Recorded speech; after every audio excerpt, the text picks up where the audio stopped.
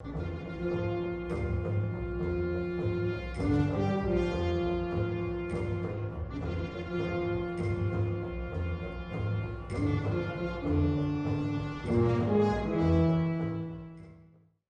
vamos a platicar ahora cómo hemos pensado el curso, cuáles son las metas que nos hemos propuesto seguir en este curso y qué es lo que vamos a hacer.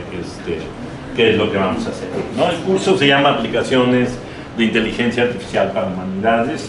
Lo que Víctor y yo pensamos es que quizás valía la pena un poco que Víctor les contara su proyecto, porque es un proyecto que hizo para CONACYT, porque eso nos va a ayudar un poco a mostrarles, cuando hablamos de aplicaciones de inteligencia artificial a humanidades, en qué tipo de cosas estamos pensando. Entonces, si nos platicas brevemente, Víctor. Bueno, con gusto. Primero, un gusto estar con ustedes. A ver, antes de pasar justo a esto, déjenme hacer como una anotación acá, y es que en las respuestas que dieron, casi todos ustedes usaron explícitamente la palabra generación, generar imágenes, generar texto, generar. Algunos no lo dijeron tal cual, pero estaba implícito. Hubo algunos que lo usaban para corregir ortografía, que es algo similar, y hubo un caso por acá, no me acuerdo quién, que lo utilizó para clasificar imágenes. Entonces, de esta variedad quisiera yo comentar que lo que vamos a ver acá es una variedad bastante más amplia. O sea, las inteligencias artificiales existen desde hace décadas y no tienen que ver nada más con generar cosas, y se han usado en las humanidades también mucho tiempo. Entonces les voy a contar, tal vez más adelante, más bien en una sesión más adelante les contaremos con un proyector, etcétera, les mostraré, podrán jugar con eso. Podrán jugar con los sistemas, etcétera, pero la idea de ese proyecto creo que toca un poco, será un poco más fácil de entender en este contexto que en otros que me ha tocado explicar, que es, empezamos en la Guerra Sucia en México. Esta represión institucional, la contrainsurgencia que le llamaban, donde, como supongo que saben, hay violaciones graves a los derechos humanos, miles de personas asesinadas, desplazados, etcétera. Y también alrededor de 1.300 personas que siguen desaparecidas hasta ahorita, ¿no? Estamos hablando como del 64 al 85, más o menos ese periodo. Bueno, supongo que están familiarizados con esta historia, y tiene una característica interesante estas operaciones de contrainsurgencia, porque las hace el Estado. Y el Estado, si hay algo que le gusta hacer a los distintos órganos, es documentar cosas, producir cosas, ¿no? Entonces, algunas de esas documentaciones es algo tan aburrido como, bueno, vamos a mandar a un agente de la DFS allá, hay que pagarle el hotel, ¿no? Entonces está el recibo del hotel. Pero también hay nóminas, ¿no? La nómina de la DFS existe, y la podemos consultar hasta ahora, ¿no? Con diversos grados de publicidad, obviamente, pero existe la nómina de la Sedena, por supuesto, está ahí, ¿no? Y luego hay documentos ricos en texto como telegramas, radiogramas, ¿no? Que capturamos a fulanito, o detuvimos a 3 gavilleros o a 3 paquetes o algo así, transportamos un paquete al campo militar número 1 o algo así, ¿no? Entonces, analizando ese texto, se puede ir reconstruyendo la historia de las personas que están desaparecidas. También parte de ese texto son testimonios, algunos extraídos bajo tortura, ¿no? Las confesiones, pero otros testimonios de sobrevivientes, testimonios de familiares, etc. Declaraciones incluso actuales, ¿no? Que los familiares una y otra vez están contando la historia, ¿no? Entonces hay un gran corpus de texto y de datos estructurados como estas nóminas. Y cuando digo grande, es mucho más grande que este salón, ¿no? O sea, se pueden imaginar las bodegas de los archivos de concentración de Fiscalía, de Sedena, etcétera, son enormes, ¿no? Son tal vez, si las juntas entre las dos, tal vez del tamaño de este edificio, ¿no? Es una cosa enorme. Y es papel. Entonces, si alguien va a leer eso antes de que mueran las personas responsables de eso, tiene que hacerlo muy rápido, para poder traerlos a la justicia. Entonces, ahí es donde entra la inteligencia artificial, y ese proyecto que fue comisionado por la Comisión Nacional de Búsqueda en lo que en aquel momento era el CONACYT, de lo que se trató fue de desarrollar algoritmos, métodos de procesamiento de documentos, de imágenes, para poder revisar esos documentos lo más rápido posible.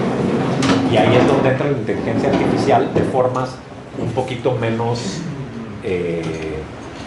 no sé, sexys que ChatGPT, porque no se trata de preguntarle a una máquina quién es responsable de esto. Hay quien lo ha intentado y los resultados son muy malos. No se trata de eso, más bien digamos en unos pasos más abajo del procesamiento. En particular, algo súper básico, que es agarrar un documento escrito a máquina de escribir y fotocopiado 5 veces y luego escaneado, agarrar ese documento y extraer el texto de eso, ¿no? Es algo con lo que ustedes están quizás familiarizados. En su celular, si tienen Google Drive, pueden escanear un documento y decirle esto es texto, y les reconoce el texto y al rato pueden buscar.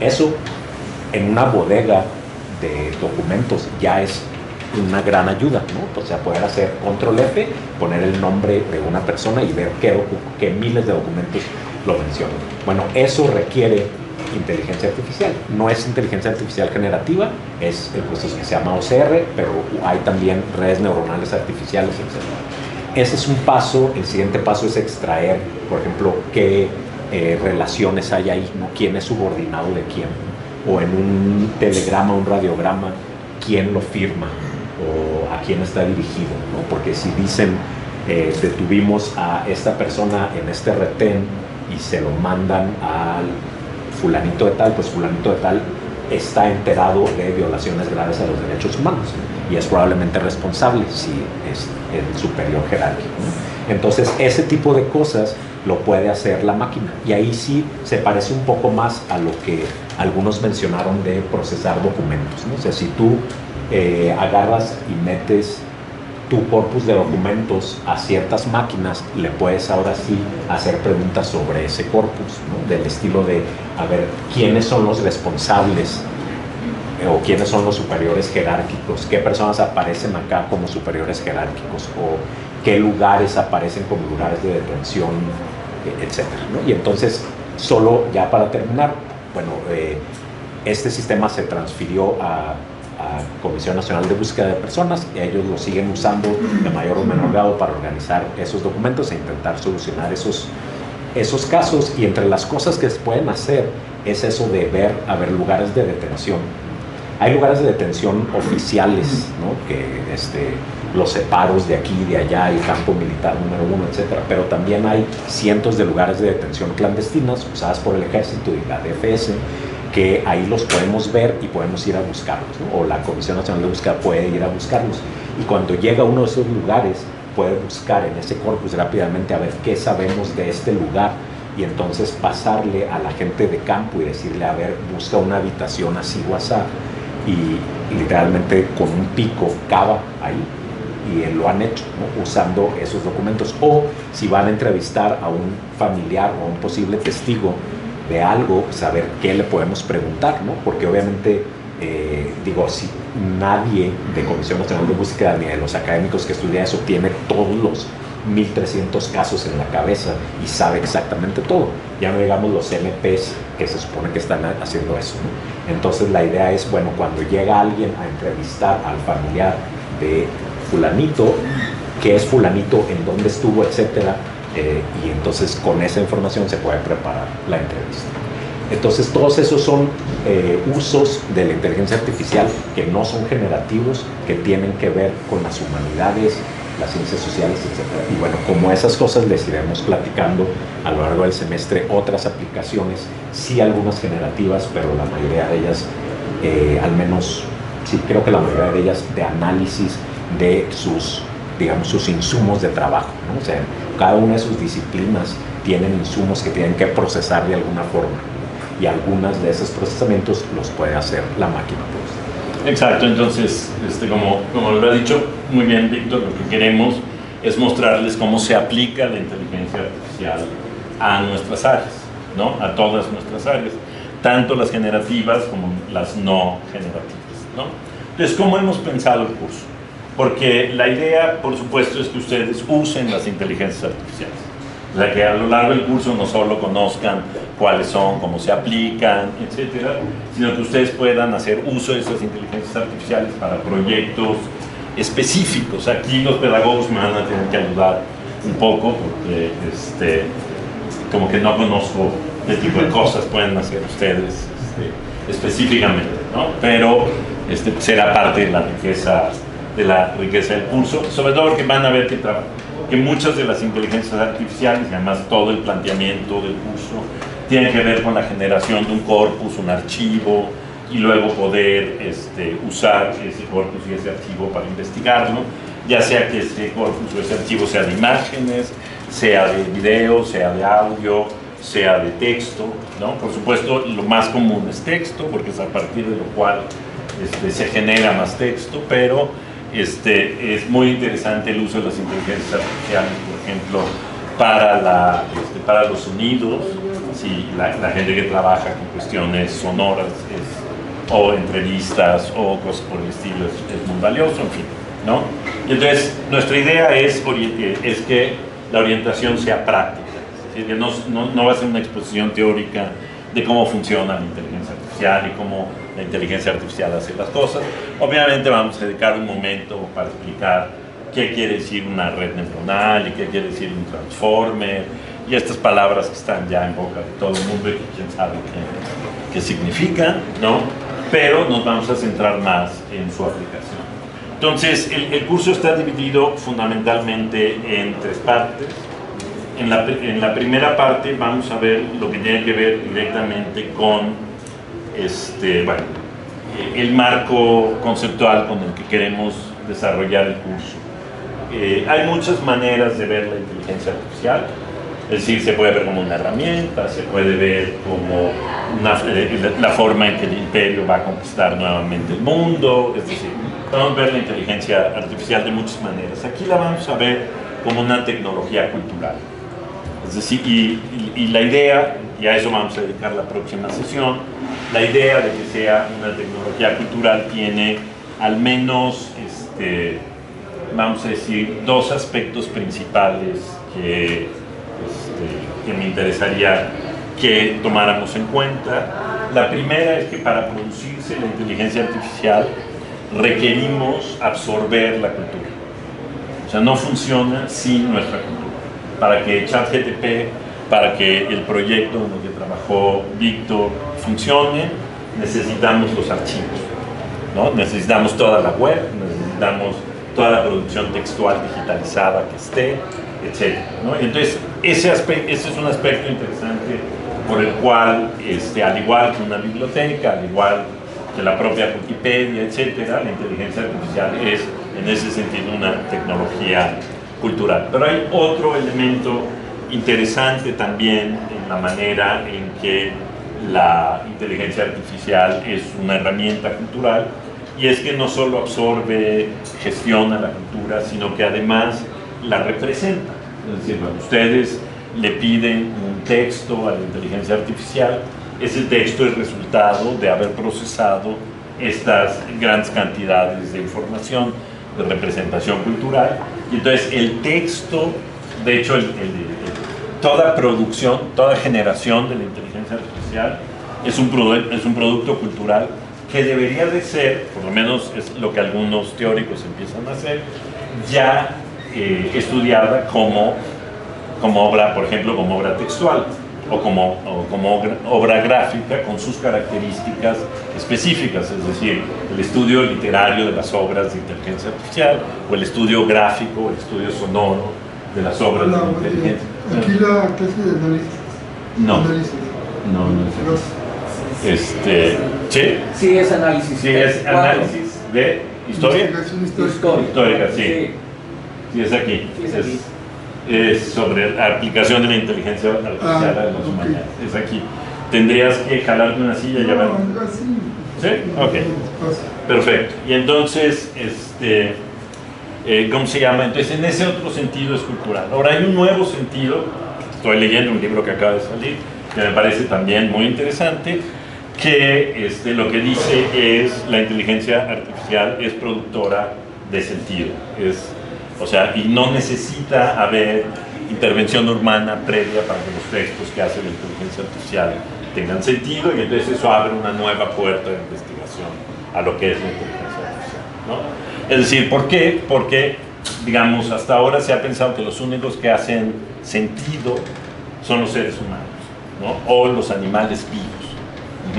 Sentido, sentido entendido de una manera muy primaria, como procesar información y producir algo a partir de ese procesamiento de información, ¿no? Es decir, la rana que siente una mosca y se la come hace una cognición, ¿no?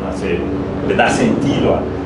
Lo mismo hacemos nosotros, y de manera, por supuesto, mucho más sofisticada que la rana, pero finalmente lo que hacemos es asignar significado a una serie de cosas, ¿no? Lo interesante de la inteligencia artificial es que crea significado sin esa cognición, y este es un debate abierto, ¿no? O sea, las máquinas sí piensan, por decirlo así, ¿no? Piensan con independencia de nosotros, con base en todo lo que sea. Entonces, ese es, digamos, el punto de partida del curso, que lo vamos a ir problematizando, y vamos a ir viendo cómo sistemas como el que genera Víctor produce un cierto tipo de conocimientos, un cierto tipo de lectura de archivo, etcétera, ¿no? Entonces lo vamos a ir viendo. Pero después de esta sesión, lo que vamos a hacer es, vamos a tener a la doctora Minia Peña Pimentel, a la doctora Isabel Galina, y luego al maestro Jonathan Girón. Todos ellos son humanistas digitales como yo. Digo, yo además de filósofo soy humanista digital, o al revés, soy humanista digital y además soy filósofo, no sé, no está claro, pero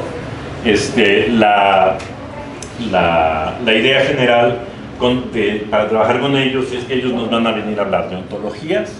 Las ontologías son muy importantes porque es con lo que clasificamos todos los materiales. O sea, todo lo que querramos hacer computacionalmente lo tenemos que trabajar con ontologías. De hecho, Víctor ha trabajado mucho en la automatización de la generación de ontologías, ¿no? Porque ustedes imaginarán, por ejemplo, la aplicación de generación de ontologías en el campo médico, en el campo farmacéutico, ¿no? Es decir, cómo tienes que nombrar cada cosa para procesarla. Por ejemplo, para procesar células, sustancias, genes, enfermedades, ¿no? Entonces, en el mundo del arte es todo otro problema la generación de ontologías, ¿no? De hecho, lo poco que yo conozco del mundo del arte, hay por lo menos 2 grandes modelos de generación de ontologías computacionales para clasificar el arte, ¿no? Porque ya sé, cualquiera que haya ido a un museo, por ejemplo, de antropología, o un museo de arte, y le dicen, es un óleo sobre tela, pero un óleo sobre tela es una pintura, es una intervención, ¿no? Entonces, la cantidad de clasificaciones que puede tener una sola pieza son muchas, ¿no? Para no decirles estas cosas horrorosas de los museos de antropología que dicen, ¿no? Preclásico, tardío, pero todo eso son generaciones de códigos de ontología. Entonces vamos a dedicar una sesión a eso. Vamos a dedicar una sesión a estudiar los archivos. Es decir, cómo se genera un archivo, qué tipo de archivos digitales existen, de qué naturaleza son, cómo se consultan, etc., ¿no? Y luego con Jonathan, lo que vamos a ver, ontologías lo vamos a ver con Miriam, el archivo lo vamos a ver con Isabel, y con Jonathan vamos a ver cómo se pone un archivo digital en línea, ¿no? Es decir, cómo lo haces y luego cómo lo pones. Porque nosotros lo que queremos es que ustedes hagan el archivo con el que van a querer trabajar con las distintas herramientas de inteligencia artificial que vamos a ver, ¿no? Entonces pueden ser archivos de cualquier tipo, pueden ser archivos visuales, musicales, textuales, ¿Con qué archivos trabajan los pedagogos? Cuéntanos. Porque ahora hay toda esta parte de la data, de la pedagogía, ¿no? De todo lo que sabes a partir de los datos. O sea, pues podemos trabajar como con planeaciones, guías didácticas, igual, o sea, aulas virtuales, pero, o sea, a nivel de archivo, como que ahorita sí, como que la pregunta la sentí muy específica. Ok. O sea, no es una palabra que se use mucho en pedagogía. Ajá, ok. Entonces, módulo es un archivo, es una forma de archivar, ¿no? O sea, no solo es una plataforma de enseñanza, es una forma de archivar cosas, ¿no? Todos sus planes toda su planeación didáctica es un archivo. O sea, todo producto se puede archivar y se puede estudiar y se puede analizar, ¿no? Y eso es un poco lo que vamos a hacer. Entonces ustedes pueden pensar, porque en el campo de la historia es más obvio, ¿no? Los historiadores sí trabajan con archivos todo el tiempo, fuentes y demás, ¿no? La gente de letras trabaja, igual que la gente de filosofía, trabaja con texto todo el tiempo. Y entonces, aunque el archivo no sea una idea presente, todos tienen su biblioteca, ¿no? Aunque sea chiquita, bueno, eso es un archivo. Una biblioteca es una biblioteca. Isabel me va a decir, una biblioteca es una biblioteca, un archivo es un archivo. Pero bueno, en realidad, digamos, un conjunto organizado de materiales textuales, si lo quieren ver, ¿no?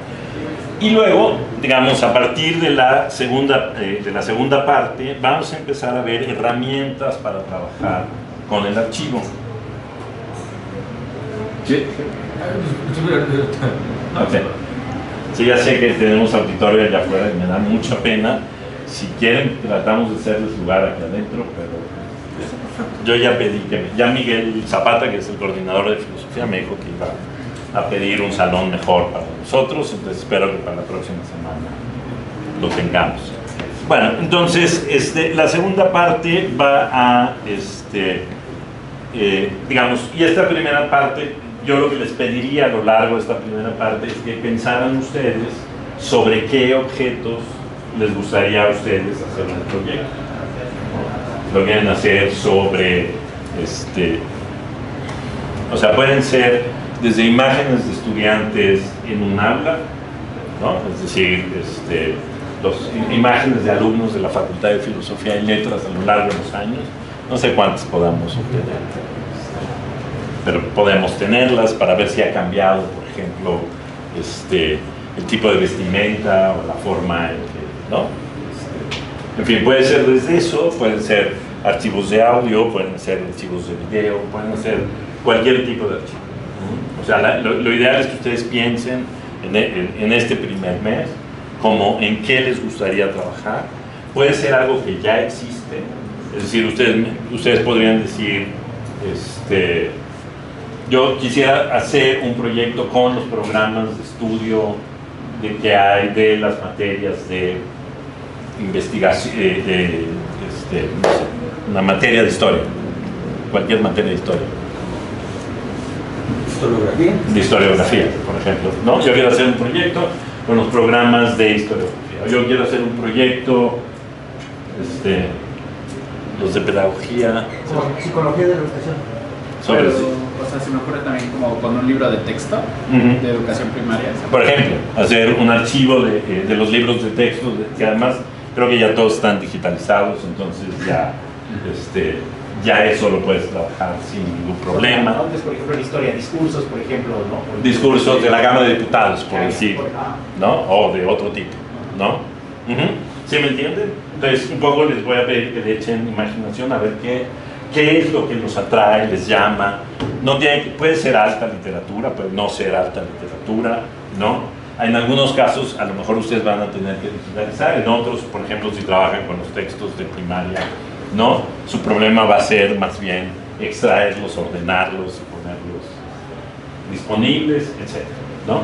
Entonces, al final de estas, primero primeras 4 clases, pues, lo que nosotros esperamos es que ustedes ya hayan pensado en un archivo y en la medida en que sea posible lo hayan avanzado, ¿no? Ya sea identificado o empezarlo a construir. Porque a partir, digamos, de la 5ª clase vamos a empezar a ver herramientas y aplicaciones específicas que utilizan inteligencia artificial para aplicarse en este tipo de cosas, ¿no? Y entonces por ejemplo, vamos a comenzar viendo Transcribus. Transcribus es una herramienta de inteligencia artificial para automatizar la transcripción de textos históricos, ¿no? Porque ustedes saben que el OCR funciona muy bien con textos impresos a partir del año 2000, pero antes del año 2000 ya empieza, ¿no? Y eso que cada vez son mucho mejores los OCR, ¿no? Los OCR son es software de reconocimiento óptico de caracteres, ¿no? Pero para textos medievales, pues, ¿no? Es muy complicado. Para textos del 19, para periódicos alemanes del siglo XX, que usan un tipo de letra que ya no se utiliza, etc., ¿no? Entonces vamos a examinar Transcribus, que es una herramienta que además podemos entrenar para que reconozca cierto tipo de letras, en fin, ¿no? Entonces vamos a ver Transcribus. Luego, digamos, ahorita el orden que les vamos a presentar no es necesariamente el orden en que lo vamos a ver, porque todavía algunos profesores no están así firmes en la fecha o tienen un problema con la fecha en que le pusimos. Entonces el orden puede variar, lo que no va a variar, digamos, son los temas, si quieres. Entonces lo siguiente que vamos a ver, bueno, sí, el orden está variando un poco, pero una de las cosas que vamos a ver es análisis de textos antiguos en el sentido de códices, ¿no?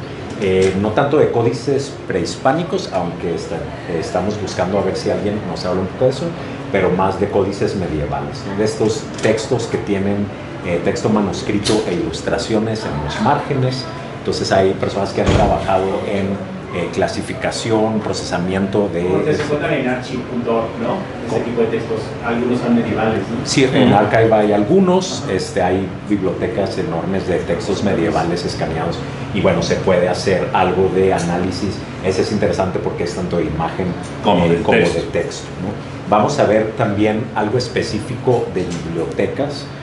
Las bibliotecas, cuando ustedes van o abren un libro de texto, verán que en la primera página está la clasificación del libro, ¿no? Según el catálogo de la Biblioteca del Congreso o el Dewey Decimal, o hay varios. Entonces esos son metadatos de los libros. Como eso se pueden extraer automáticamente metadatos de otros textos, ¿no? Entonces la extracción automática de metadatos es algo con mucha aplicación para bibliotecas, pero en general para cualquiera que tenga mucho texto. Ahí no se trata tanto, digamos, de entender el texto, resumirlo, etcétera, sino de saber dónde ponerlo en la biblioteca. Cómo clasificarlo. Exacto, ¿no? Tiene mucho que ver con clasificación. Vamos a ver también varios temas ligados con análisis de texto, ¿no? Uno de ellos tiene que ver con lo que les platiqué de Guerra Sucia, la generalización de esos métodos que se llaman construcción de grafos de conocimiento, que no es el único proyecto que ha hecho eso, ¿no? Entonces vamos a ver varios proyectos por ahí que existen de grafos de conocimiento a partir de texto. Esa es la parte favorita. Sí, es la parte favorita. Pero vamos a ver otras cosas tal vez que tal vez hayan visto por ahí, por ejemplo, encontrar los temas más frecuentes en un corpus de texto, ¿no? Entonces es este asunto de decir, a ver, en las noticias, si vemos corpus de noticias a lo largo de una década, cómo van apareciendo y desapareciendo ciertos temas. Cuando es el Mundial de Fútbol se habla mucho de fútbol, cuando es el accidente nuclear se habla de eso, y podemos ir más como más a detalle y ver cómo va cambiando esos Estas son temas. herramientas que se conocen también como de lectura distante, porque se trata justo que uno no lee el texto uno por uno, sino que deja que la máquina entre el texto, lo lea por uno y nos diga cuáles son los temas, qué es lo que es frecuente, en qué orden, cómo están relacionados esos temas, etc. Y otra herramienta que es muy común, que se utiliza mucho en la academia, pero también en la industria y en el servicio público, no tienen ni idea de cuánto, es algo que se llama identificación de sentimientos o análisis de sentimientos, y eso, bueno, es tan usado y tiene tanto impacto en nuestras vidas, aunque no lo usemos, que vamos a dedicar una sesión completa a ver esas técnicas y las aplicaciones sucesivas después del análisis de para que tengan una idea, esto se utiliza mucho en marketing, ¿no? Es decir, las empresas pagan mucho dinero para saber cuáles los sentimientos dominantes, por ejemplo, en redes sociales en relación con su marca. Los políticos hacen lo mismo, pero es muy valioso, por ejemplo, para leer cierto tipo de textos y poder saber, digamos, si en los textos ciertos personajes tienen una presentación positiva o negativa, en fin, ¿no? Permite, es muy raro la palabra, pero es que análisis de sentimientos, es que la computación no usa palabras. Y bueno, y después de eso veremos dos temas que no tienen que ver con texto. Uno tiene que ver con video, literalmente. Esta idea que tal vez han visto en las noticias de que en China o en otros lugares vigilan a todo el mundo y saben dónde estás por las cámaras, etc. Bueno, esa misma tecnología se puede usar para cosas en humanidades, ¿no? Para estudiar automáticamente videos viejos, ¿no? Imágenes documentales, etcétera, y encontrar cosas específicas ahí, ¿no? Desde clasificar a ver cuáles son las escenas que están filmadas en el interior y cuáles en el exterior, hasta quizás encontrar, a ver, esta persona que andamos buscando está ahí o no, por ejemplo. Y vamos a ver algo específicamente de archivos de audio también, ¿no? No solo de su transcripción a texto, que es algo, digamos, estándar, más o menos estándar, ¿no? que nos permite usar las herramientas que ya discutimos, sino también análisis del audio en sí, ¿no? No sé, tal vez de dónde está grabado, de con qué métodos está grabado, de qué distintos tipos de instrumentos, o si hay diálogo, o si hay ruido de fondo, de qué cosas así, ¿no? Entonces, análisis de archivo de audio. Y todo esto, la idea, como decía Ernesto al principio, la idea es ir trabajando, que ustedes van trabajando en sus proyectos, utilizando cada una de estas herramientas. Entonces tendremos una sesión donde vamos a, digamos, revisar sus proyectos, ¿no? Tal vez por el número de personas, tal vez tengan que ser varias sesiones, etcétera, ¿no? Pero la idea es que nos cuenten un poco cuáles de estas herramientas van a estar. Les interesa usar, o sea, de qué es su proyecto y qué herramientas les gustaría hacer o qué les gustaría hacer. Nosotros identificamos qué herramienta les puede ayudar, y entonces les ayudaríamos a integrar la herramienta a sus proyectos. Pueden trabajar con tesis, pueden trabajar con lo que quieran. Claro, en algunos casos puede haber limitación si no están digitalizadas, porque entonces les tocaría la chamba de digitalizar, y eso es una chamba, ¿no? O sea, esas son muchos. Digitalizar, el problema de digitalización es que consume tiempo, ¿no? Yo tengo un estudiante que está trabajando con audios de Ricardo Guerra. Ricardo Guerra hizo muchos programas radiofónicos para Radio UNAM, y entonces empezó transcribiéndolos y luego descubrió que se podía hacer automáticamente. Cambia la dinámica absolutamente, ¿no? Entonces es algo que tendrían que ustedes tienen que pensar: qué tan fácil, qué tan accesibles son, si ya están digitalizados, qué tan grandes o qué tan pequeños son, pero por supuesto pueden trabajar con eso, ¿no?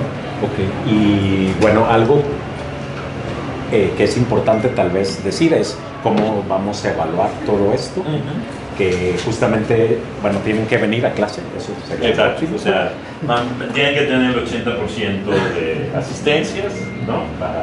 O sea, vamos a pasar lista, no es algo que me encante, pero vamos a pasar lista, bueno, más bien, vamos a pedir esa una lista, ¿no? Y luego lo que estamos pensando es esto, o sea, ustedes tienen que desarrollar su corpus y entonces esa es una parte de la calificación, tienen que aplicar la herramienta, que es otra parte de la calificación, y luego interpretar sus resultados, que es la tercera parte de su calificación, ¿no? Y entonces cada una tiene un valor del 33%, es decir, de hecho, el 30% más el 10% por asistencia, entonces esa es la calificación, ¿no? La idea, por supuesto, es que nosotros los vamos a ayudar en todo el proceso para que ustedes lo puedan hacer de manera que no se preocupen. Y la otra cosa que es importante que sepan es que no consideramos que tengan que tener éxito en su producto. Yo sé que esto suena como muy contraintuitivo, ¿no? Entonces vamos a enseñar a hacer algo para que no tengan éxito, pero es que en el proceso de adopción y aplicación de tecnologías, normalmente hay la posibilidad de que no se alcancen las metas prometidas, y eso no necesariamente está mal, ¿no? Sino que eso te permite saber si es que la ruta que escogiste no era la apropiada para las metas que querías lograr, o que te faltó experiencia en la utilización de la herramienta, y entonces, bueno, ya desarrollaste esa experiencia en la utilización de la herramienta para desarrollarla, etc., ¿no? Entonces, no estamos esperando que todos sus proyectos sean así perfectos, impolutos. Vamos a tratar de que lo sean de la mejor manera, pero, digamos, si no están habituados a trabajar con tecnologías y les da como, uy, pero ¿qué va a pasar? No se preocupen, ¿no? Se los digo porque, por ejemplo, suponiendo que alguno de ustedes quisiera, por ejemplo, trabajar con Transcribus, sí lleva su tiempo entrenar a Transcribus y obtener muy buenos resultados, salvo en algunos casos, por ejemplo, que usen textos impresos posteriores al siglo XIX, entonces la calidad de los resultados es mucho mayor. Pero si ustedes escogen letra, híjole, ¿cuál es la anterior? Carolingia, en lugar o la letra gótica, es más complicado, o manuscritos no hispanos, también hay que tener paciencia, ¿no? Hay ya muchos modelos desarrollados para eso, pero de todas maneras hay que enseñarlos cada vez. Entonces puede ser un poco desesperante. No es el caso de todas las herramientas que vamos a ver, pero sí puede ser un poco angustiante, pero no se angustien. Pero si angustian, pues no pasa nada, es parte del proceso, ¿no? Sí, o sea, para que dimensionen esto, digamos, si todo saliera bien, que como anticipa Ernesto, no necesariamente va a ser así, podrían, el trabajo de esto, hacer una publicación o titularse. Entonces, para que se den una idea de que no es tiempo perdido. Sí, no es tiempo perdido, ¿no? O sea, van a avanzar bastante, y obviamente nosotros conocemos algunos como baches, que es como lo que dice Ernesto de la digitalización, ciertos tipos de letras, o si llegan con 4 terabytes de video o cosas así, como que ya sabemos, no, esto hay que cambiarlo. No te va a alcanzar, o es demasiado, o es muy poco. Pero tampoco los conocemos todos, ¿no? Entonces hemos visto algunos de estos baches en el camino, los podemos darle ayudarlos a evitarlos, pero habrá otros que pues, no será así. Y bueno, si les gusta lo que hacen, etcétera, pues ya más adelante podrán seguir en eso, refinándolo, etcétera, pero la idea es justo que aprendan primero lo que está ahí disponible, y que tengan experiencia propia con sus manos aplicando algunas de las cosas. También hay que mencionar que este campo se está moviendo muy rápido, como todos saben. Entonces, hacia el final del semestre, algunas de las cosas que hablamos hoy quizás ya no apliquen, y entonces habrá que dar al final del semestre también una sesión, dentro de las conclusiones, una sesión de actualización, de nuevos métodos para hacer esas cosas. Sí sería conveniente que tuvieran todos una computadora o acceso a una computadora, o sea, una laptop está bien, o una computadora en su casa, no importa, no la tienen que traer acá, pero sí que tengan acceso a una computadora con internet, que tengan una cuenta de Google, creo que sería útil porque varias de las herramientas que vamos a usar, si ustedes deciden usarla, necesitarán subirle los archivos, lo más fácil es un Google Drive o cosas así. ¿Y qué otra cosa? Pues si tienen alguna experiencia programando, como alguien dijo por acá, está súper bien, la podremos aprovechar, pero no es indispensable, ¿no? La mayoría de las cosas que vamos a hacer van a ser clics. Si saben programar serán menos clics, pero si no, pues habrá que hacer más. No pasa nada. ¿Preguntas, comentarios, dudas, angustias existenciales, iniciales? ¿Se metería cuenta de correo? Sí, una cuenta de Google, cualquier cuenta de Google. O sea, puede ser de correo y eso ya te abre a todas las. ¿Tú tenías? No, todo bien. ¿No? Ok, todo bien. ¿Nada más? Una nota rápida, habrá un par de clases, les avisaremos con tiempo, que serán donde el ponente no estará aquí. Ajá. Tenemos al menos un ponente de Chile y un ponente de Europa, entonces intentaremos proyectarlo acá. Les avisamos con tiempo y les vamos a robar un lugar para el cañón, desafortunadamente. Y qué otra cosa, y bueno, al menos el del ponente de Europa muy probablemente sea en inglés. Entonces, bueno, esperemos su paciencia al respecto. Una pregunta. ¿Esta clase la van a subir a alguna cuenta o algo así? ¿Sí? Okay. Sí, al canal de la Secretaría Académica. ¿Perdón? Al canal de video de la Secretaría Académica. Ah, ok. ¿No sería Classroom?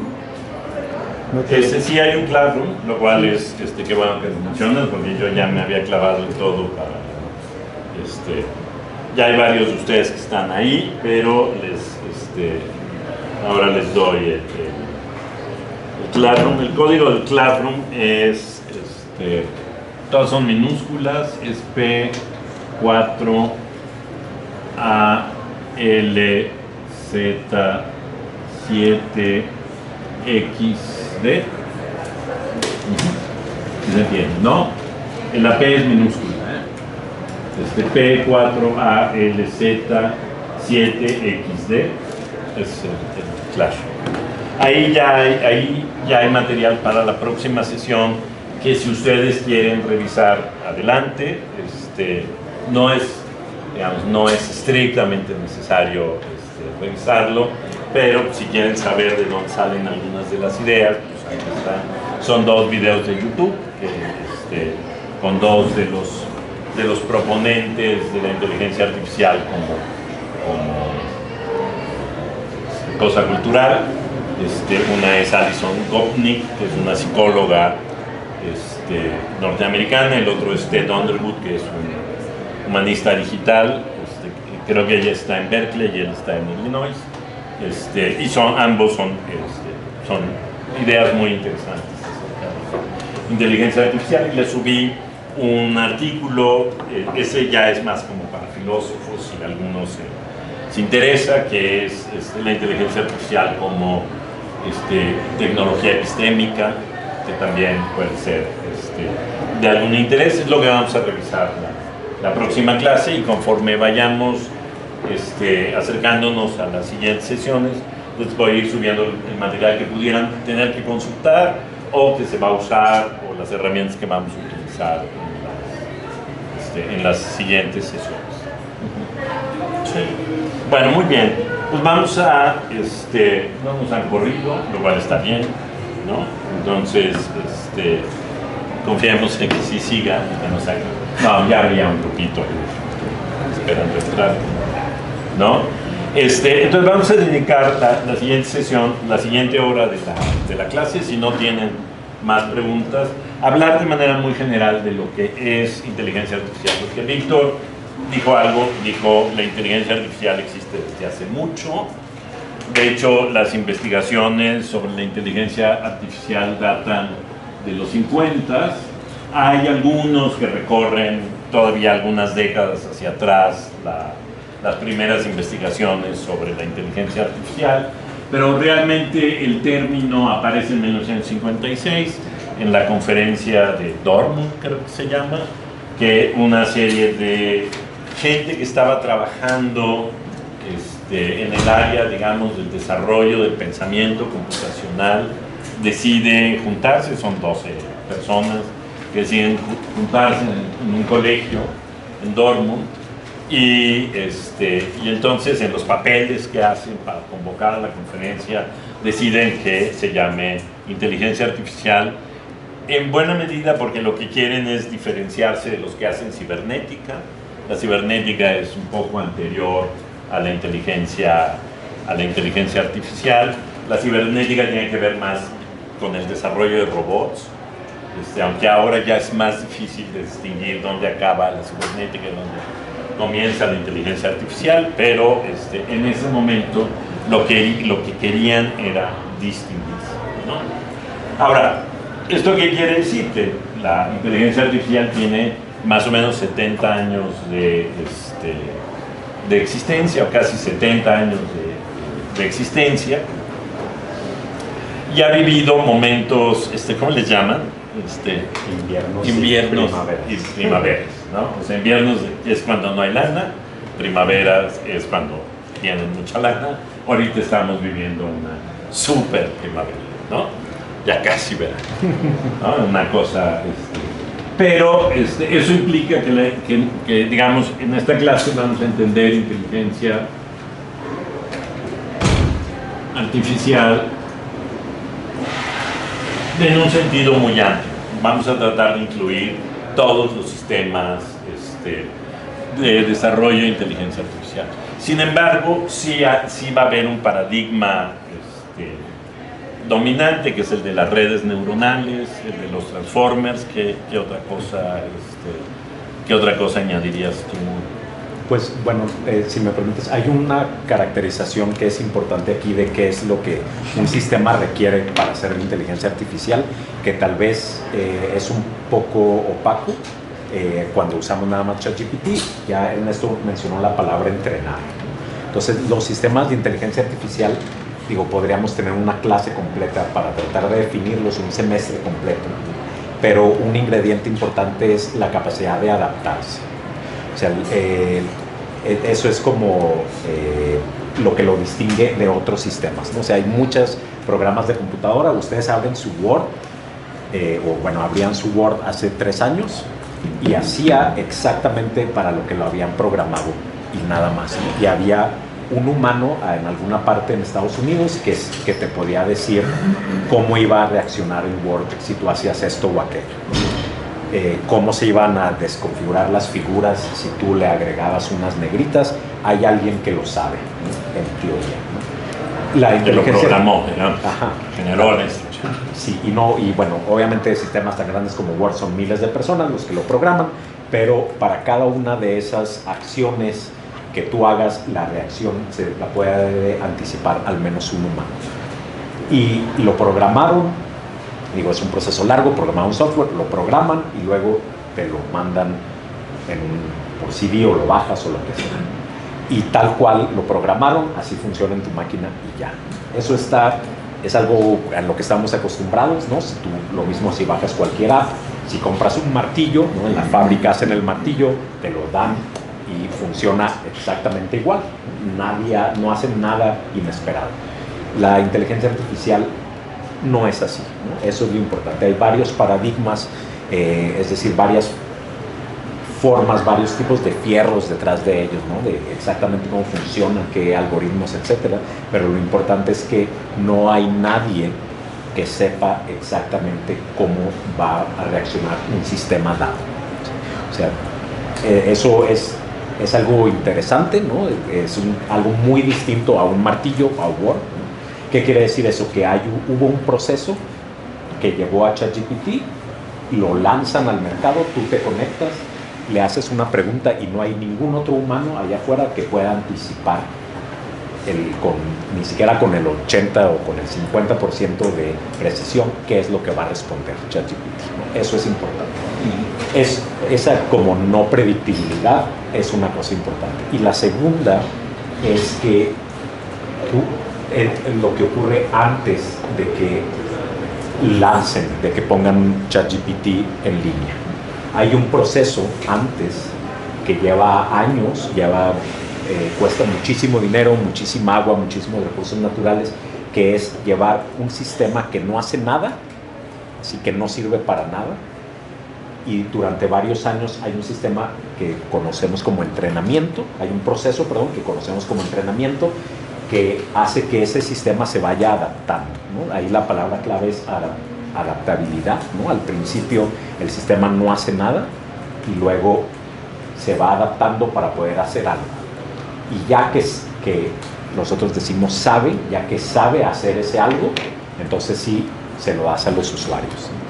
En el caso de ChatGPT, saber o ese algo es platicar, ¿no? Al principio ChatGPT no le escribes cualquier cosa y te devuelve, si bien te va palabras al azar en inglés, ¿no? Pasan años y mucho trabajo y ahora le escribes algo y te responde en algo que suena como que lo hizo una persona en español y que tiene sentido y todos esos atributos que sabemos. Lo mismo estos sistemas como Transkribus para extraer texto de imágenes. La persona que lo programa no lo programa en el estado final en donde ya puede extraer imágenes, sino que lo programa en un estado, digamos en inglés, naive, ¿no? Un estado donde no sabe nada. Ahí lo deja el programador, ahí termina el trabajo, digamos, del programador, que no es poca cosa, ¿no? Pero ahí termina, y después está este proceso de entrenamiento o adaptación que lleva al sistema que ya puede resolver la tarea de extraer texto. Este proceso de adaptación o entrenamiento, como les dije, requiere de tiempo, requiere de energía, requiere de agua, requiere de mucho trabajo, pero sobre todo requiere de datos. Entonces, la inteligencia artificial es una tecnología que en inglés le llaman hambrienta de datos, ¿no? No funcionan ChatGPT, ni el OCR de Transkribus, ni su Shazam que identifica canciones, nada de eso funciona sin datos, ¿no? Eso contrasta, de nuevo, contrastémoslo con Word, ¿no? La persona que programó Word tal vez vio 3 documentos impresos y dijo, pues quieren hacer esto en la computadora, a ver, lo programa, ¿no? Y lo programa y ya, ¿no? Jamás tuvo que revisar bibliotecas de documentos, oficios, etcétera, para ver qué es lo que hace la gente, ¿no? Simplemente se puso en la cabeza una idea de, a ver, quieren títulos, subtítulos, párrafos, negritas, colores, programámoslo, ahí está, ¿no? Y es un trabajo enteramente humano, digamos. La inteligencia artificial no. A ese trabajo enteramente humano se le agrega este proceso de entrenamiento cuyo insumo son los datos. En el caso de Shazam es la biblioteca de música, no sé de dónde la habrán sacado. En el caso de ChatGPT son bibliotecas digitales, algunas obtenidas legalmente, por cierto, etcétera, ¿no? Es mucho texto. Y eso explica un poco por qué esta primavera de ahorita, por qué ahorita hay un auge en la inteligencia artificial. Hay 2 razones principales de eso. La primera es el desarrollo tecnológico del hardware de las máquinas. Llegó a un punto, bueno, cada vez van mejorando las computadoras, lo sabemos. Si ustedes recordarán, la computadora que tenían hace 5 años o hace 10 años es distinta a la de ahora, ¿no? El celular, etcétera. Entonces, tal cual mejoran los celulares, mejoran también los microprocesadores y demás componentes. Esa es la primera razón. Y la segunda razón por la que hay un auge ahorita es por la cantidad de datos disponibles. Después de estos 40 años de internet masivo que hay una cantidad enorme de datos allá afuera. Y hay la tecnología para descargarlos, centralizarlos en las instalaciones de estas compañías y procesarlos en un tiempo decente. Porque sí, tal vez hace 10 años ya estaba todo, o sea, teras y teras de videos de YouTube, pero hace 10 años no había la tecnología para procesar esos videos y reconocer qué tipo de escenas hay y hacer ese entrenamiento en un año, ¿no? Se habrían requerido 1000 años para hacerlo. Entonces, esa conjunción de muchos datos y mucha y tecnología de procesamiento muy rápido es lo que nos lleva al auge actual. Entonces, lo importante es que a lo largo de la inteligencia artificial ha habido cambios de paradigma. El paradigma dominante antes era un paradigma que lo que trataba, es interesante desde el punto de vista de cómo se concibe el pensamiento. La inteligencia artificial comenzó pensando que la manera de representar el pensamiento era reflejar procesos lógicos en las máquinas, ¿no? Entonces desarrollaron muchas máquinas que lo que hacían, la más conocida es la que juega ajedrez, porque pues jugar ajedrez es un conjunto de reglas, tiene un set de movimientos previamente establecidos, y entonces aunque requería mucha programación y velocidad de procesamiento, en realidad lo único que hacían los programadores era generar una serie de instrucciones, es decir, si ocurre esto, entonces tenemos estas alternativas, si ocurre esto. Lo interesante ahora es justamente lo que explica Víctor, es que eso ya no hace falta, es decir, que tú dejas como las bases puestas para que la computadora responda. Por eso es muy interesante, al final no hay intervención humana en la respuesta de la computadora, ¿no? No es que un programador remoto esté escribiendo o le haya dicho o le haya instruido a la computadora, cuando te pregunten esto genera este texto, sino que en realidad la computadora, a partir, del texto que generaste, desata una serie de procesos que al final te construyen ¿no? Y para eso justo se requieren, los datos, se requieren estos procesamientos masivos. En Querétaro, si es Querétaro donde están construyendo una granja de servidores para, no me acuerdo quién es la empresa que lo está haciendo. Hay de Google y hay de Microsoft. Hay de Google y de Microsoft, que además generosamente han venido a enseñarnos, ¿no? Inteligencia artificial, pero que son cosas que chupan energía y agua así. Entonces va a haber problemas de agua en Querétaro pronto, ¿no? Pero bueno, eso es lo que hay. Ahora, pero además de esto, lo que pasa es que la tecnología que se aplica aquí, por ejemplo, la tecnología de redes neuronales, se puede aplicar en otra escala para generar estos tipos de proyectos que hemos visto, como el de Transcribus, o para sistematizar otras cosas, ¿no?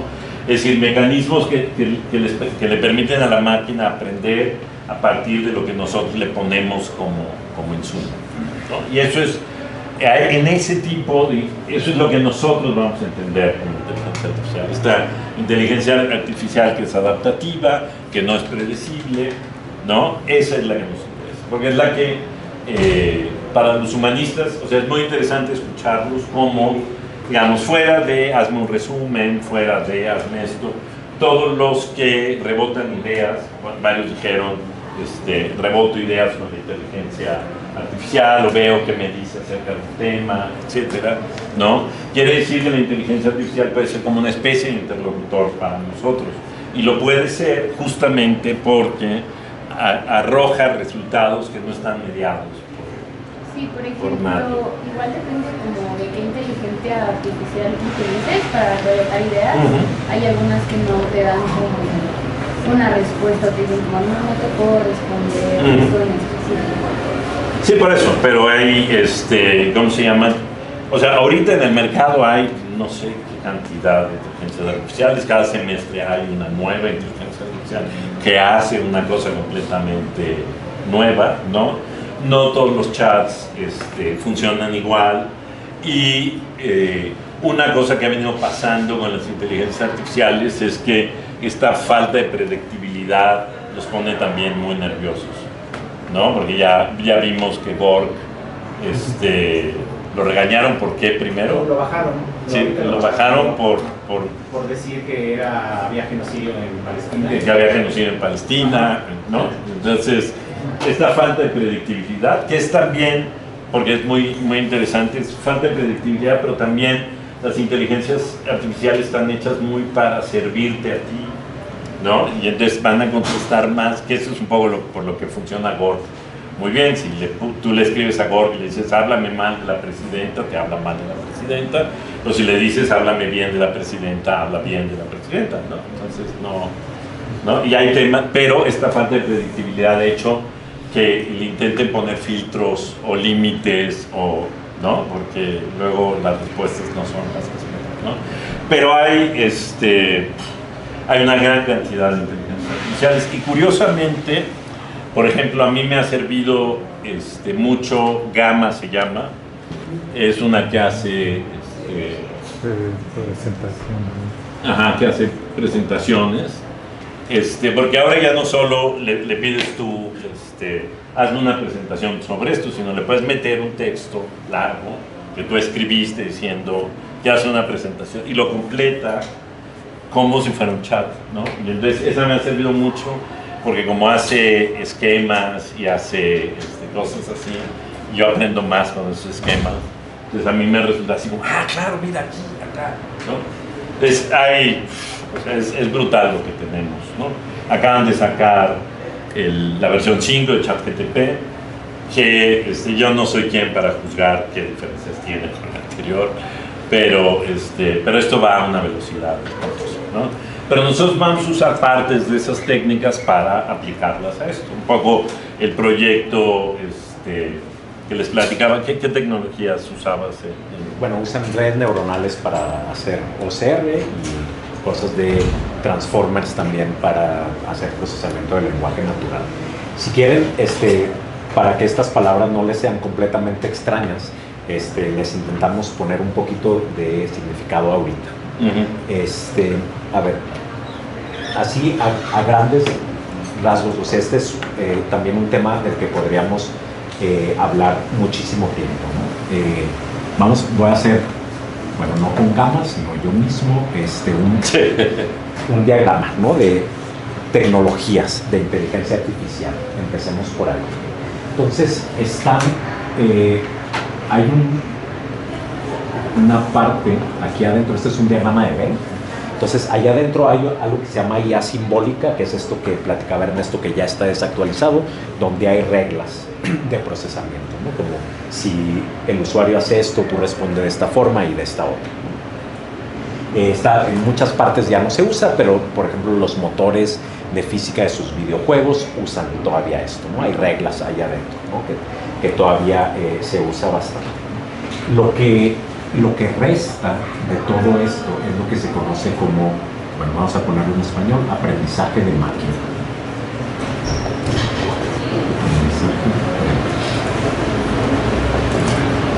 Entonces, esta parte de aprendizaje de máquina es esto, es el término que engloba todo lo que las técnicas donde una máquina que no sabe hacer nada aprende utilizando datos a hacer algo. Y adentro de aprendizaje de máquina hay distintos tipos de tecnologías, ¿no? La más utilizada ahorita por muchos son las redes neuronales artificiales, ¿sí? Hay otras, si ustedes trabajaran o hacen cosas como de data science o cosas así, verán que hay por ahí otras técnicas de aprendizaje de máquina, no sé, vamos a ponerle cosas de clustering para buscar datos similares, etc., ¿no? Hay muchas otras técnicas de estas que tienen más que ver con procesamiento de datos numéricos, ¿no?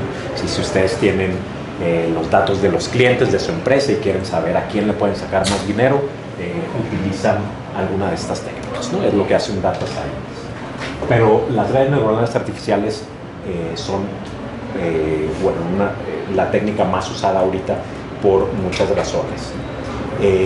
Adentro de las redes neuronales artificiales, prácticamente todo lo que utilizamos hoy en día es algo que se llama aprendizaje profundo. Entonces, el aprendizaje profundo, ahorita vamos a ver de qué se trata esto de profundo. Aprendizaje ya vimos a qué se refiere, ¿no? Esto, las máquinas con datos aprenden a hacer cosas que no sabían hacer antes, ¿no? Y adentro del aprendizaje profundo hay algo que se llama transformers. ¿sí? Es un tipo específico de redes neuronales. Hablaremos en un segundo de qué es eso. Y adentro de todo eso están, ChatGPT está, ¿sí? Están sus generadores de imágenes, está sus generadores de presentaciones, etc. Entonces, también, ¿no? de audio, también está ahí, Shazam, por ejemplo, está probablemente aquí, sí, porque ese es otro tipo de tecnología. Okay, bueno, entonces, estos son solo para que vamos a darle un tipo de contexto a estas palabras como red neuronal artificial y transformers, que están, digamos, en el centro de esta economía de la inteligencia artificial, ¿no? Entonces, esta es una forma de clasificar los sistemas según qué tecnologías usan, ¿no? Sería como decir casi, a ver, en qué idioma está escrito, ¿no? O que si es prosa o verso, o si usa este o este otro marco teórico, ¿no? Esa es una forma de clasificarlos. Pero hay otra forma, para abordar la pregunta del compañero, que tiene que ver con qué hacen las inteligencias artificiales. Como les decía, generar texto es una de ellas. Entonces, vamos a hacer, digamos, otra clasificación donde está la inteligencia artificial y están los generadores. Y adentro de los generadores están los de texto, imágenes, etc. Eso es con lo que estamos más o menos familiarizados, ¿no? Pero después hay otro tipo de problemas que se llaman, bueno, para utilizar, si hay generadores, hay regresores, ¿no? Cosas que hacen el problema de regresión. Tal vez se acuerdan de sus clases así de la prepa, de regresión lineal, que tenías unos puntos y ajustarle una línea, que son algo como muy estadístico, pero es algo que se usa muchísimo y que también tiene un impacto importante. Por ejemplo de regresores son los vehículos autónomos, ¿no? Estos piloto automático de los Tesla, etcétera, que se manejan solos, tiene que saber, o sea, la inteligencia artificial ve, tiene una cámara o un lidar o algún sensor y dice, ahí hay un auto, y tiene que aproximar a dónde se va a mover ese auto, ¿no? ¿Va a chocar conmigo o no? O yo, pero el auto en sí, el que está pensando, sabe, a ver, esta es mi velocidad, esto es el estatus de todos estos sensores, dónde voy a estar en medio segundo, dónde voy a estar en un segundo, ¿no? Esa capacidad de anticipar trayectorias a partir de imágenes, eso se conoce como regresión. Algo más, tal vez más fácil de entender es esta idea del trading algorítmico, ¿no? Que también es una parte importante de la economía, comprar y vender acciones usando inteligencia artificial, ¿no? Que es saber, a ver, así se ha comportado esta acción, cuándo tengo que vender para maximizar la ganancia, cuál tengo que comprar después. Todos estos modelos que intentan anticipar el futuro de una serie de números son los regresores, ¿no? Y como esos hay bastantes, ¿no? Después están los recomendadores.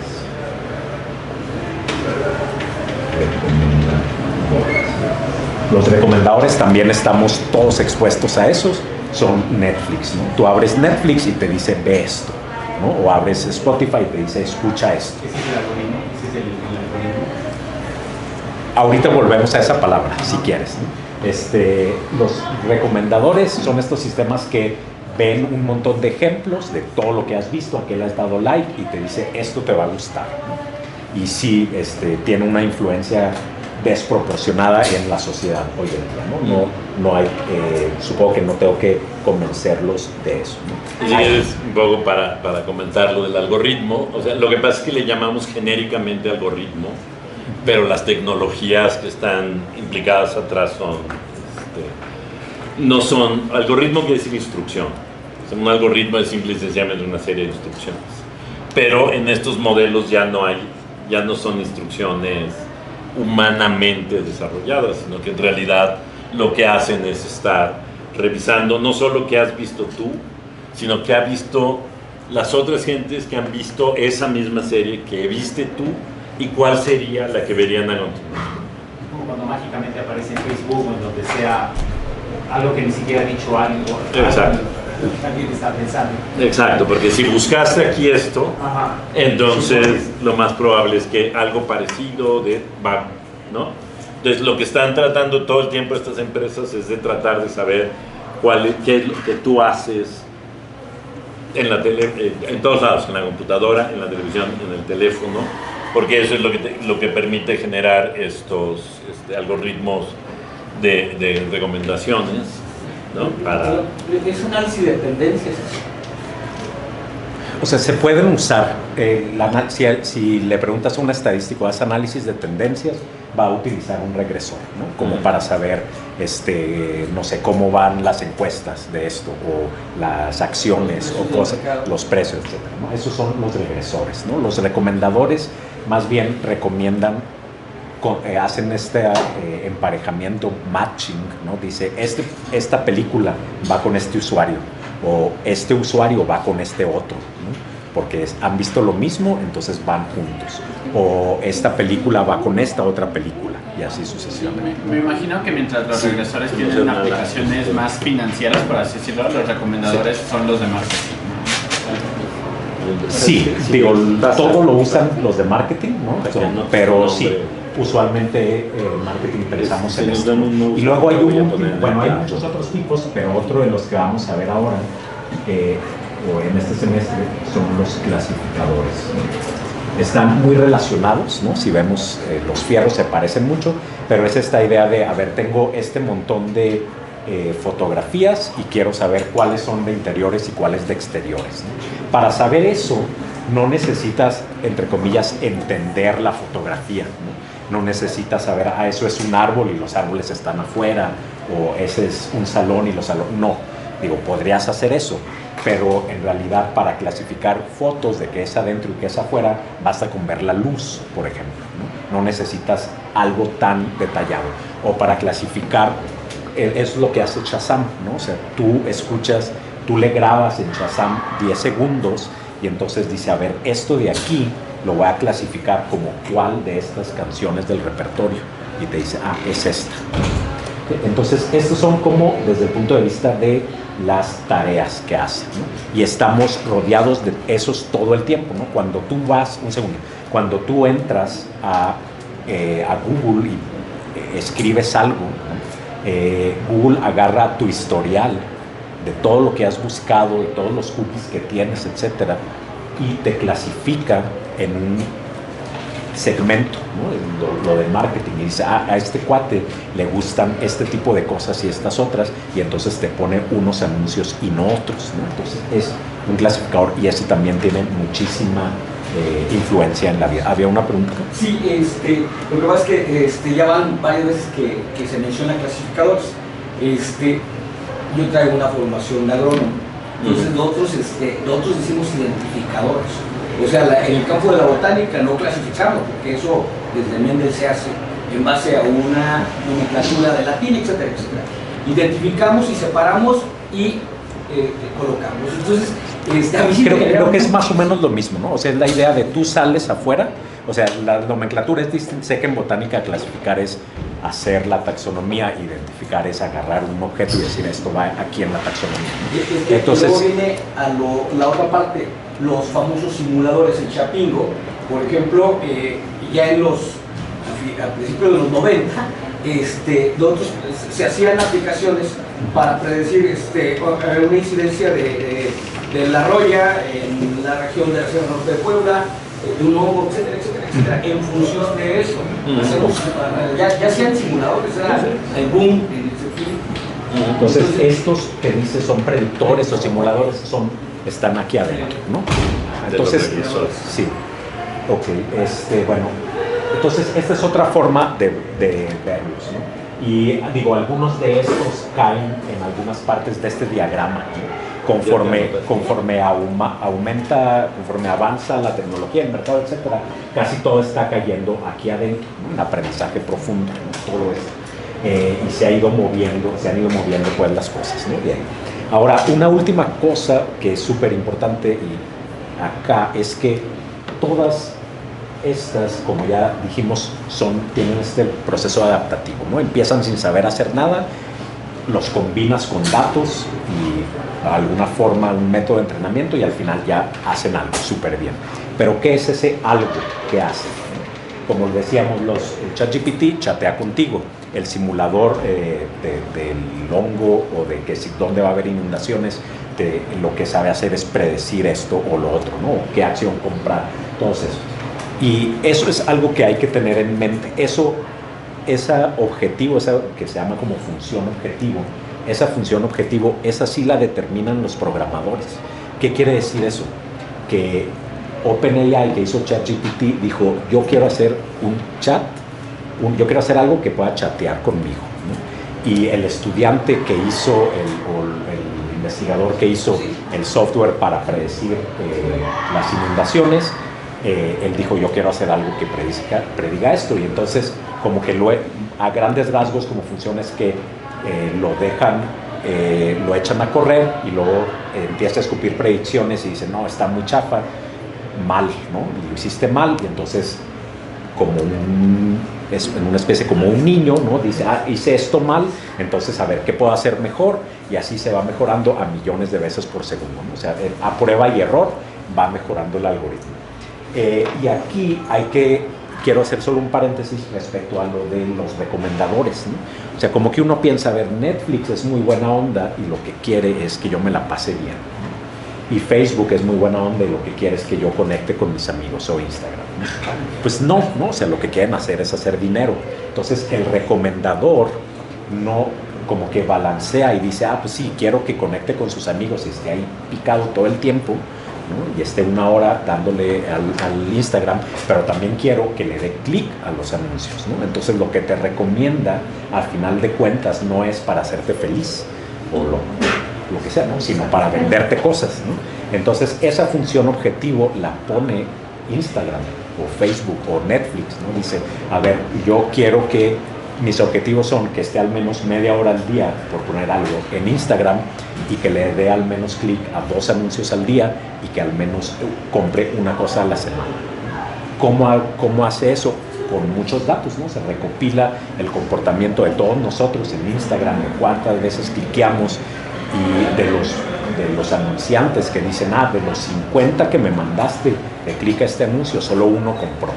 Entonces con todos esos datos los mezcla y dice, ¿sabes qué?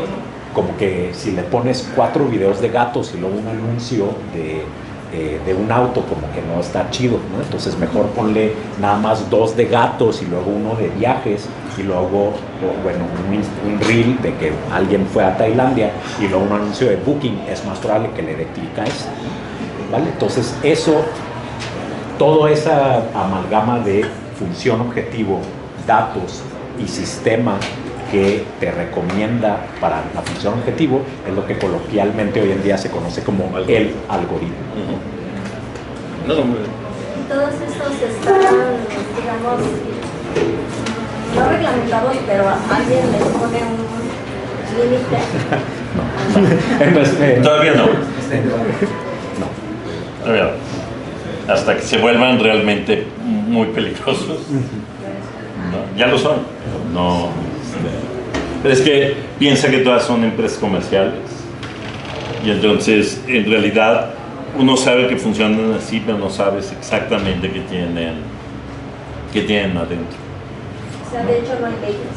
No, de hecho ahora hay una crisis con Spotify, porque Spotify está recomendando mucho con base en lo que le pagan a Spotify para recomendar música. O sea, la payola volvió a Spotify sin problema, y ya se está empezando a causar, digamos, ya se está desacreditando el uso de ese algoritmo de recomendaciones porque ya está muy manipulado, ¿no? Por ahí está circulando la lista para que se anoten, no sé dónde está, pero aquí está. Bueno, si me permiten, dejen decirles rápidamente, solo para terminar de cerrar, acotar esto.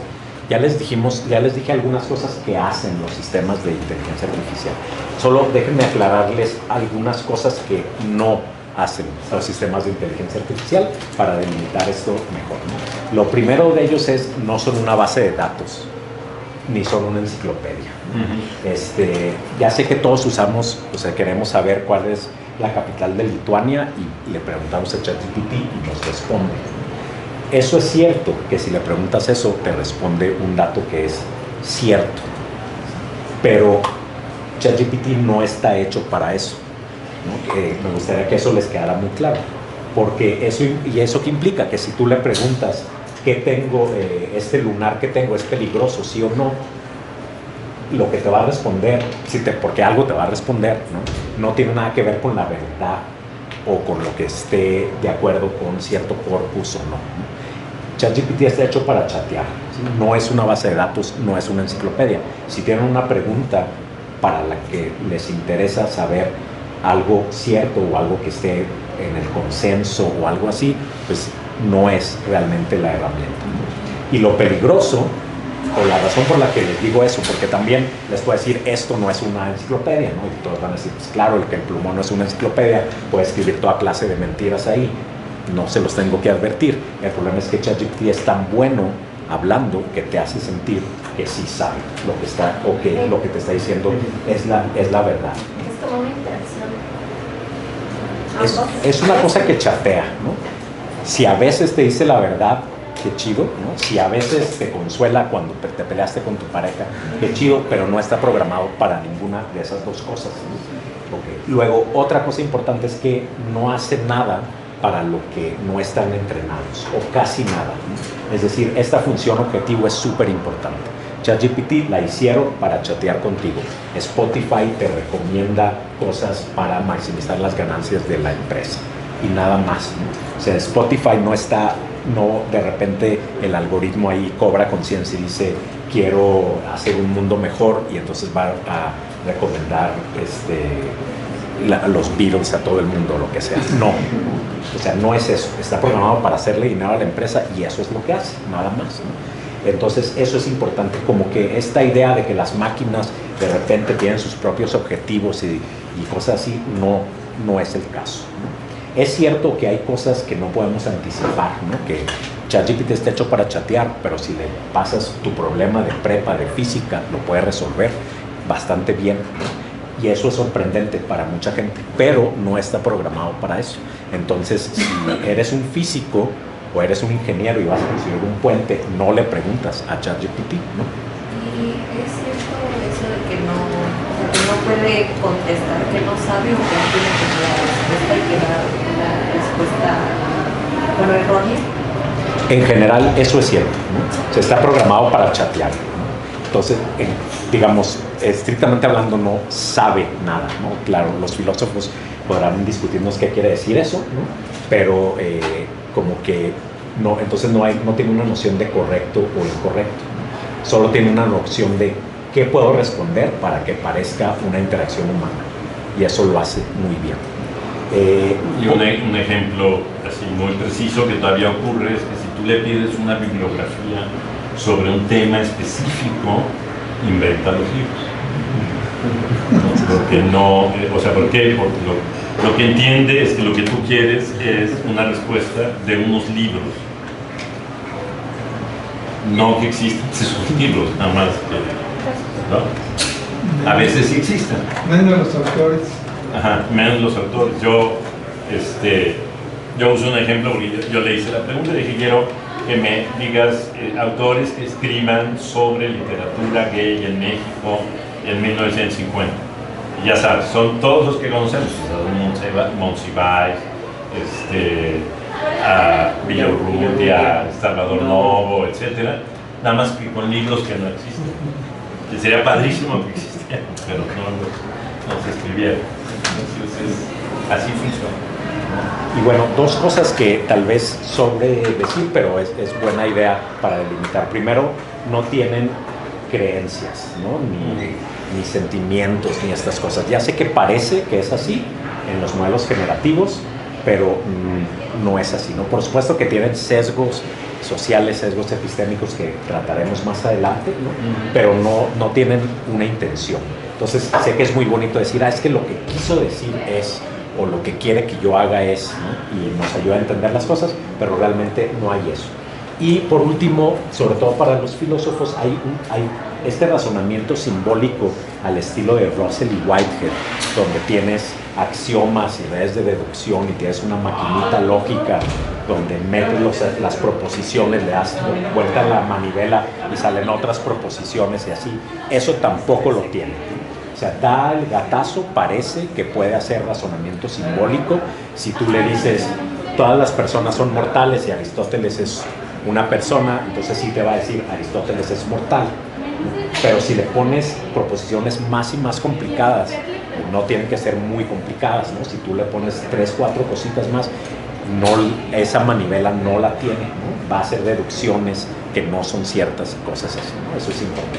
Y sobre todo, no solo si tú haces ese experimento de pídele que pruebe este teorema o que haga una deducción de esto, no lo hace, ¿no? Sino que atrás de lo que sí hace, de generar libros, de hacerte resúmenes, todo eso, no tiene ese razonamiento simbólico. Es decir, si tú le pasas un texto a ChatGPT y le dices, hazme un resumen, y te lo resume, el procesamiento que hace allá adentro no tiene nada de simbólico. En ningún momento dijo, a ver, el autor dice que todas las personas son mortales, y luego 5 párrafos después dice que Aristóteles es una persona, entonces en el resumen, por modus ponens, voy a poner que Aristóteles es mortal. No hace eso. Ese razonamiento simbólico que nos enseñan, digamos, a hacer, se supone que en la escuela, no lo hace, ¿no? No hace eso, hace otras cosas un poco más inescrutables que si quieren ver, o más bien que iremos viendo más adelante. Y bueno, no sé, creo que eso lo delimita bastante bien. No sé si tienen alguna otra pregunta de qué es y qué no es IA. Pues lo de las redes neuronales, o sea, más o menos. Ok, a ver, redes neuronales tiene una carga en la palabra, ¿no? Neuronas, cerebro, etc. Entonces, en algún momento en los 60 se juntaron unos ingenieros, computólogos, bueno, matemáticos, y alguno de ellos leyó un libro de neurofisiología digamos, del final del siglo XIX, y se les ocurrió una idea bastante buena de hacer una neurona artificial. Eso fue allá en los 60, sale un artículo que se llama El Perceptrón, donde dice, a ver, una neurona, supongo que han visto los dibujos así de las neuronas, que tienen su axón, y su soma, y su sinapsis, y todo eso, ¿no? Entonces alguien dijo, bueno, vamos a rehacer esto un poco más sistemáticamente, y dijo, va a ser algo que reciba entradas, ¿no? Estas son entradas, y que emita salidas, ¿no? Como una neurona que si la estimulas, dispara, ¿no? Los experimentos de Ramón y Cajal al final del siglo XIX hacen eso, ¿no? Le pone electrodos y ve que si pasa cierto umbral, dispara la neurona y salen por acá neurotransmisores o lo que sea, ¿no? Bueno, eso no lo sabían, pero dispara, ¿no? Entonces, esa idea de tener muchas entradas, un umbral, y si las entradas pasan ese umbral, disparan, eso es una neurona artificial, o conocida como PES. Entonces, eso está muy, muy bonito, tiene muchas limitaciones, suena como un juguetito, eso que hace, etcétera. Fue algo muy teórico en su momento, pero lo interesante fue cuando empezaron a tomar varias de esas neuronas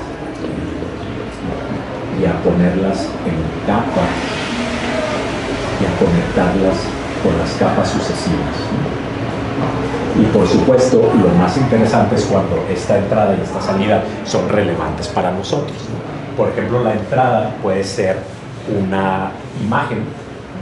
Así, este es el píxel de arriba a la izquierda, este es el siguiente, este es hasta el de abajo a la derecha, ¿no? Entonces, esta es la entrada, y la salida es, esa imagen contiene un perro, ¿no? Eso ya es relevante.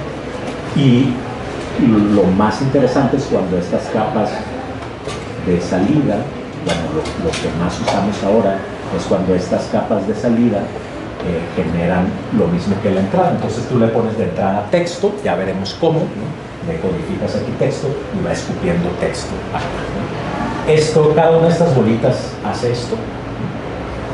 Integra las entradas, las compara con un umbral y le emite una salida a la siguiente neurona. y así. Esto es lo que se conoce como una red neuronal.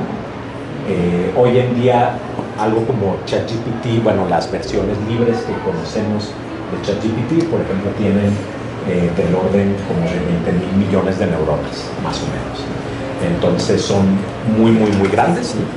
Y lo que conocemos como entrenamiento, este proceso de agarrar una red que no hace nada y modificarla para que sepa hacer algo, básicamente se trata de borrar algunas de estas conexiones o hacer más fuertes otras o ir modificando los umbrales, incrementándolos.